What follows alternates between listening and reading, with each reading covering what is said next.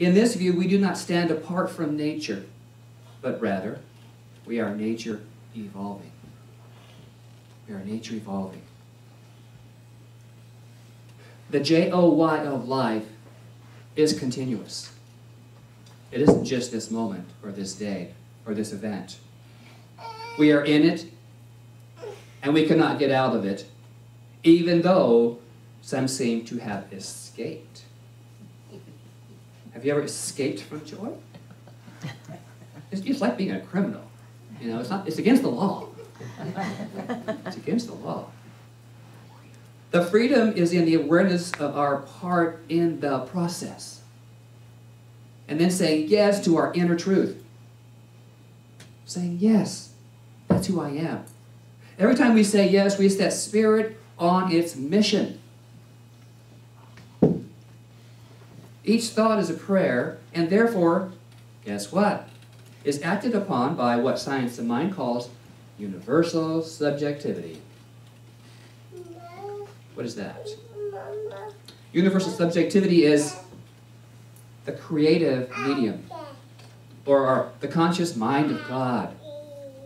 It is our servant of our thought, and of every belief we hold, and that we don't even know that we hold until we see what our life looks like. Every time we think into it. Spirit says yes. My mother made a great meatloaf. And I still consider it my favorite. I'll eat your meatloaf. Because I just do that. I have manners. I do that. But mostly because my mother can't make it for me anymore. She's left the kitchen. Some say meatloaf is meatloaf. It isn't. So not. I don't have mine. Depends on who makes it and what's put in it. It makes it special. Just like universal subjectivity. It's who makes it and what's put into it. In the Science of Mind, in the textbook, it tells us subjectivity is entirely receptive and neutral. It's like meatloaf before the additives. Okay? It's just real blob, malleable, potential. And it can take our thoughts only the way we think them. It has no alternative. It has no alternative. So you can make a good meatloaf, or another kind, or a great meatloaf. It's your choice. It's always your choice. So in this manner, we are ever justified in who we believe ourselves to be. We are always justified because we're the master of our thinking. When I was a young kid, I was always allowed to be in imagination. And I have and had and will continue to have a lot of it. You know, and I used to judge that because we didn't have a lot of money. So I just thought my parents were kind of shoving me out the back door. Well, they were, but they'd lock it sometimes.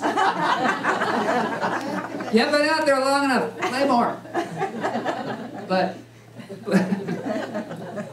what I found out about that was I was put out into the space to create. And it was a great adventure to be let loose in the backyard.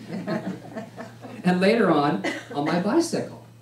I get to ride around the neighborhood, but I knew how far I could go. I mean, there were parameters to my fun zone. But now if you're thinking that my parents were, well, they were fun, but I always had to be back in time for, guess what? Dinner. Meatloaf. Meatloaf.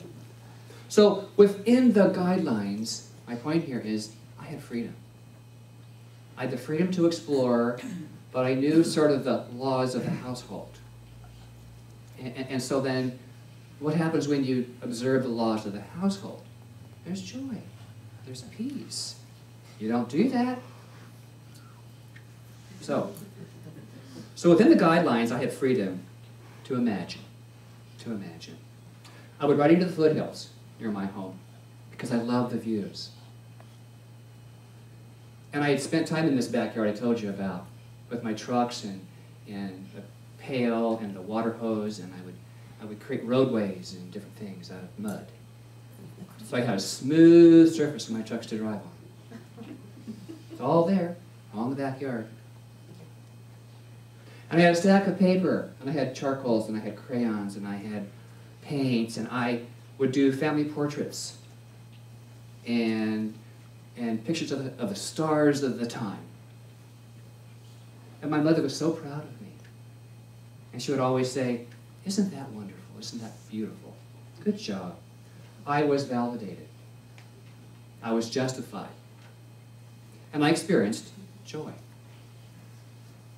And as you can tell, I can still feel that as I tell you about this. And so why am I sharing this with you today? To example consciousness. Because who I was then is still showing up for me now. I built my current home in the foothills east of Chico because I love the views. My landscaping is a terraced design using stone, mortar, and plaster. I love all things art. On the walls of color. My favorite item, as I was doing my lesson, is one that's outside my bedroom. It's an 18th century oil portrait of a woman. She's doing this.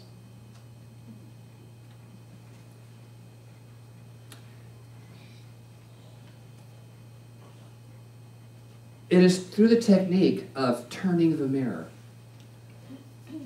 inward of who I am, deep down, that I can see me. And the same is true for all of us. Each of us has the ability to see through the veil of this world of drama and into the truth of our spiritual selves. We recognize first and foremost, the Spirit as all. When we do that, a shift in consciousness begins toward a new paradigm. And then secondly, knowing that absolute oneness, knowing this absolute oneness opens the avenue to make anew any desire by third declaring our yearning. Declaring our yearnings. The part of us that knows who we really are. Which moves us to the gratitude for the knowing and accepting of our truth. And then finally, locking it into consciousness through the law of mind, which mirrors itself perfectly as the demonstration. That was treatment. That was treatment. 5 steps of treatment. So, beloveds, mothers and other mothers, fathers, is all one. Divine Feminine, it's all one within each one of us. Part of us that is that receptive consciousness that takes whatever it is to the deepest part of ourselves. And there's a response. So turn toward your inner knower. It is what I call the Divine Feminine, the Divine Mother. And it's not just reserved for the biological mother. Look for the right within. There you will experience the real you. And in here is the real deal. In here is where it's happening. It's the place we really awaken to where there's possibilities. To spirit's potentiality. Little kids know this. He's just doing a great job. Yeah, hallelujah. He's getting it. Let Spirit have its way with you. Let Spirit have its way with you. Not this one, but the other one. The everlasting one. Not the Everclear. The everlasting one. And so, accept who you are. Accept who you are. Because it's wonderful. Yeah. Its rightful place is you. One that evolves out of the joy. Ram Dass tells us, each incarnation is a stepping stone on the soul's path to God.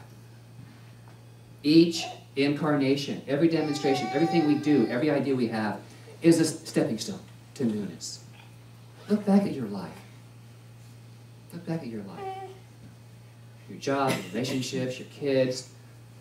You're here, who you are today, because of all of that.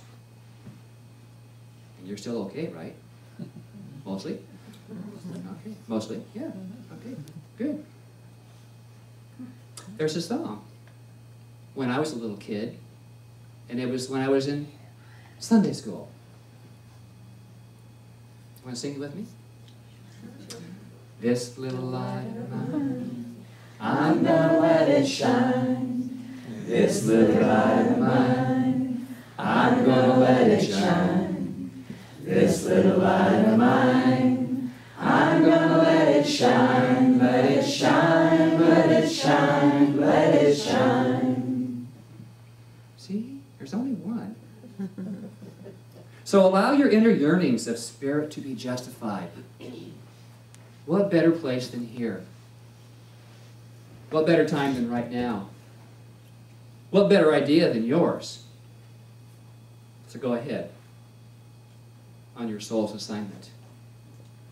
And let's celebrate J-O-Y. Namaste. Namaste.